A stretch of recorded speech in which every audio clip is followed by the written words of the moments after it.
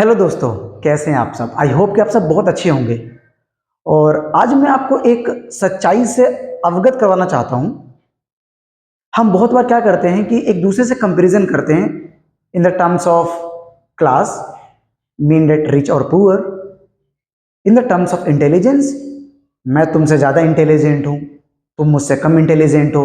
In the terms of looks, मैं तुमसे ज़्यादा अच्छा सुंदर दिखता हूँ, एंड सो ऑन, बहुत सारी चीज़ें। बट वहीं ओशो ने बोला था कि नो बडी इज सुपीरियर और nobody is inferior, but nobody is equal either. People are simply unique. You are you और आई एम आई। मतलब कि हर एक इंसान के पास अपनी एक खूबी, अपनी एक क्वालिटी होती है, बस उसको पहचानने की जरूरत होती है। तो उसको खोजने की जरूरत है, बस उसको पहचानने की जरूरत है। बस आप भी किसी से कम नहीं है। सो उसको पहचानने में आप अपना ध्यान लगाएं और खुश रहें, मस्त रहें, मौज में रहें। Thank you so much. तो देखिए बच्चों, आज इस क्लास के अंदर में हम इकोनॉमिक्स का लास्ट पार्ट, फर्स्ट चैप्टर का थर्ड पार्ट बनाने जा रहे हैं, जो कि हमने स्टार्ट किया था डेवलपमेंट, जिसके 2 पार्ट पहले ही बन चुके हैं। तो सबसे पहले आप अगर उस वीडियो को नहीं देखे हो तो सबसे पहले उसको देख लो, जिससे कि अंडरस्टैंडिंग और अच्छी बन जाए और इस वीडियो को समझने में आपको ज़्यादा हेल्प मिल पाए। तो आज हमें बात करना है इसके अंदर में पब्लिक फैसिलिटीज के बारे में, कि पब्लिक फैसिलिटीज क्या होता है। पब्लिक फैसिलिटीज का मतलब होता है कि जो पब्लिक को फैसिलिटीज मिल रहा है, किसके द्वारा।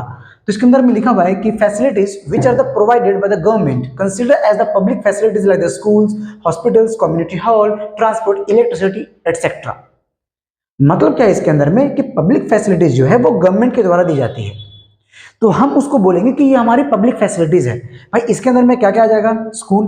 भाई आपके शहर में, आपके गांव के अंदर में भी तो गवर्नमेंट स्कूल्स होंगे ना, तो वो भी तो पब्लिक फैसिलिटीज होगी जो कि गवर्नमेंट के द्वारा प्रोवाइड की जा रही है। ऐसे आपका हॉस्पिटल्स होंगे, ऐसे आपका कम्युनिटी हॉल होगा जहां पे लोग बैठ करके कुछ डिस्कशन करते होंगे, और ऐसे ही आपका ट्रांसपोर्ट फैसिलिटीज भी होता है जहां पे गवर्नमेंट प्रोवाइड करती है, और इलेक्ट्रिसिटी भी गवर्नमेंट प्रोवाइड करती है। तो ये आपके पब्लिक फैसिलिटीज में आ जाएगा, क्योंकि एक देश में जब हम रह रहे हैं तो वहां के सरकार की, वहां की गवर्नमेंट की भी रिस्पॉन्सिबिलिटी बनती है कि वहां के जो लोग हैं उनको कुछ फैसिलिटीज मिली जाए, मिलनी चाहिए, जो कि जनरल फैसिलिटीज होगी, जो कि कॉमन फैसिलिटीज सबको मिलनी चाहिए।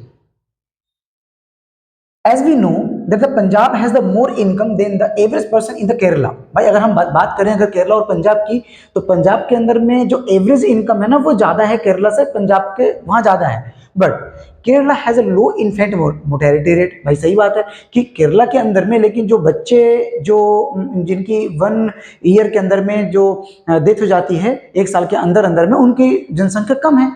ठीक है, तो rate because of the better public facilities है, like the public facility distribution system which the provide health, जैसा कि वहां पे हेल्थ फैसिलिटी बहुत अच्छा है। न्यूट्रिशनल स्टेटस जो है बहुत अच्छा है, मतलब कि बच्चों को वहां पे न्यूट्रिशन का भी ध्यान रखा जाता है ना।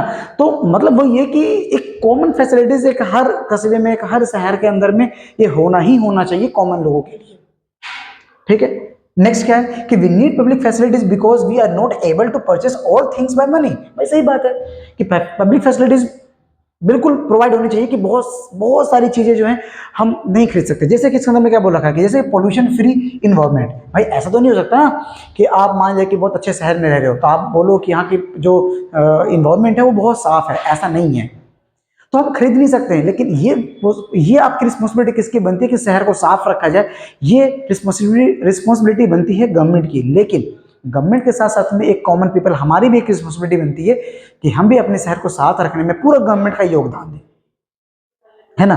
तो ये सारी चीजें हैं, इसको आप नोट कर लीजिए। नेक्स्ट टॉपिक देखते हैं। देखिए, तो इसके अंदर में हमने सब कुछ देखा कि एक्चुअली में डेवलपमेंट क्या है, पब्लिक फैसिलिटीज क्या है, गवर्नमेंट को क्या क्या प्रोवाइड करनी चाहिए फैसिलिटी आपके कॉमन पीपल के लिए। यही पे है कि विद डेवलपमेंट हमें किस चीज का ध्यान रखना चाहिए। तो इसको हम बोलते हैं सस्टेनेबिलिटी ऑफ डेवलपमेंट। मतलब क्या है कि sustainability development refers to the development of human with at the same time sustaining the ability of the natural system. अब ऐसा ना हो कि हम डेवलपमेंट के चक्कर में अपने नेचर को खराब करें और आने वाली जनरेशन को बड़ी ही प्रॉब्लम फेस करनी पड़े। मतलब कि हमें डेवलप करना तो है, लेकिन अपने नेचर का ध्यान रखते हुए, ठीक है। तो ये एबिलिटी होनी चाहिए हमारे पास। तो लिख रखा है it is a helpful to fulfil the need of the human being without harming the ability. मतलब कि बिल्कुल ऐसी एबिलिटी होनी चाहिए कि हमें बिना नुकसान किसी को पहुंचाए हुए ये फ्यूचर जनरेशन के लिए, और हम अपने आप को सस्टेन भी रख पाए और डेवलप भी कर पाए, ये एबिलिटी होनी चाहिए। तो for sustainable development we have to use non-renewable resources like the carbon based originally designed fuel for the quantity how much we needed। मतलब कि एक तो हमें ऐसा रिसोर्सेज यूज करना चाहिए जो कि कार्बन बेस्ड ओरिजिनली डिजाइंड हो, जो फ्यूल हो। जैसे कि आजकल आपको पता है कि हम क्रूड ऑयल के अंदर में आजकल हम अलग से मीथेन गैस, मीथेन यूज कर रहे हैं फ्यूल बनाने के लिए। हम गन्नों का यूज कर रहे हैं, आपका जो गेहूं वीट जो होता है हम उसका यूज कर रहे हैं। तो मतलब क्या है कि वो हमारे नेचरों के लिए अच्छा है। और आपको चीजें बहुत भली भांति पता है कि जो भी हमारे फ्यूल वगैरह जो भी हमें हमें जो कोल मिलता है वो उसको बनने में थाउजेंड्स ऑफ ईयर लगते हैं। तो उस हिसाब से हमें इसको यूज भी करना होगा जिससे कि फ्यूचर जनरेशन भी इसका फायदा बिल्कुल उठा पाए। और some renewable resources like the जैसे ground water will take long time for the replenish. और पता है आपको कि भाई ग्राउंड वाटर जो है हम बहुत लंबे समय तक वहां से हम यूज कर सकते हैं। So we should use the resources in finite quantity.